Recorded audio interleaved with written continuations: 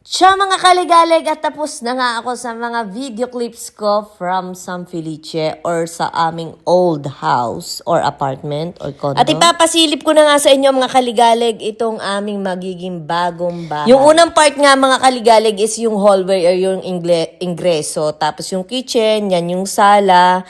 And we are heading right now sa bathroom. Ito ang banyo ng bahay. Which is connected siya sa balcony, tapos connected siya sa salas. Ayan yung door papuntang salas. Which is isa yan sa nagustuhan ko dito mga kaligalig. So let's move to other part of this house. At ang susunod naman mga kaligalig ay itong isang kwarto. Ayan. Yan na yung isang kwarto. And ang next ay ang aming master's bedroom. O ito yung magiging kwarto namin. With balcony also. At nakatapat siya sa highway sa labas at sa mga kapitbahay. So, yun lang.